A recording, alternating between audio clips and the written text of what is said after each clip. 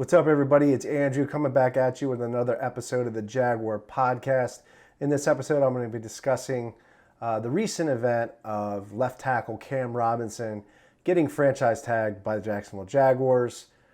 But before we get into it, as always, if you want to show your boys some love and support, hit that red subscribe button if you want to support the channel, and hit that bell icon if you want to get updates on the latest content. All right, so left tackle Cam Robinson gets franchise tagged. I believe he will pick up or will be paid $14 million as a result of the franchise tag. So somebody else, another team, will have to match that, or there'll need to be some sort of tag and trade scenario that'll need to happen. I don't like this at all. I haven't been a huge fan of Cam Robinson's play. Nothing personal against Cam Robinson, but I just don't think he's done a very good job at the left tackle position. There's been a lot of pressure on Minshew this season. I just think we could do better. I don't think he's very durable or reliable. I think he's pretty injury prone. He missed most of the 2018 season with, I believe it was a torn ACL, and then missed a couple games at the beginning of the 2019 season when Nick Foles got hurt. I think this is honestly, guys, just a position that Jacksonville has kind of continued to ignore and try to cut corners with. So I think this is kind of more the same from Jacksonville, not upgrading the offensive line, or more specifically the left tackle position. It's needed a lot of help. It's needed a lot of attention. I think we should have drafted a left tackle in the 2020 draft. We could have done that with Mekhi Becton. We could have gone after him. An amazing talent, a lot of raw talent at the left tackle position. But we went for C.J. Henderson instead. So the jury's still out on C.J. I don't know. I was a little disappointed with his play. But again, I believe he had some injuries. He'll be having, I think, labrum, he had a torn labrum, so he'll be having surgery on his shoulder. So he was on IR for most of the second half of the season. But, a lot of improvement to be made there. But, I just think, honestly, it's a position that Jacksonville has been cutting corners on. I don't know why we give him a franchise tag when we have all the draft capital that we have. We have a bunch of picks.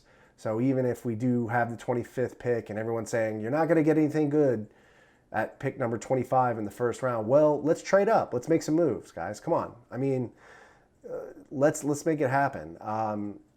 It can get done. It's just, I don't know why we're paying him $14 million. I don't think he's worth 14.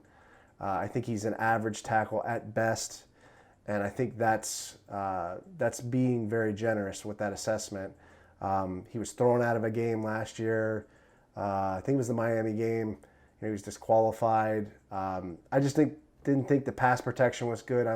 Didn't think the run blocking was good on the left side.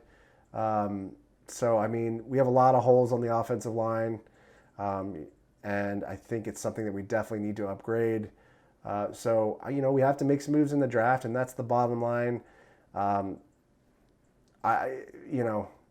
Everyone's like, well, Cam will protect Trevor Lawrence. I mean, I don't think Cam's just not much of an upgrade. I think, if anything, we need to get a left tackle. And honestly, I would propose just drafting a rookie left tackle, paying Will Richardson, our backup, paying him to stay, give him an extension or a new deal, a cheap deal, and let whoever we draft at left tackle compete with Will Richardson for the job, because we need to get a left tackle in there that's good, that will get experience and can get us ready for 2022, because 2022 is really the target here, guys. I don't think 2021 is going to be much of a season. I don't think we're going to get many wins. I think it's going to be a rebuild season for us. We play, I believe it's I want to say 4 or 5 playoff teams on our schedule next year. It's not going to be easy, and it's not going to be easy with a rookie quarterback and a coaching staff that's kind of green. A head coach that hasn't coached in the NFL before, a defensive coordinator that hasn't been a defensive coordinator before, and a new staff and a new system. So I think it's going to be a challenge, but 2022 is really what I feel is going to be the season that we should be targeting to kind of have a breakout and kind of get this left tackle ready for. So let me know how you feel about this situation. Leave me a comment on the YouTube video or podcast episode. Subscribe to the channel. Show your boy some love. Come by Apple Podcasts. Leave me a review. It always helps me when I put together these episodes. Stay safe. Stay sane. Stay healthy. Go Jags. And I'll see you next time.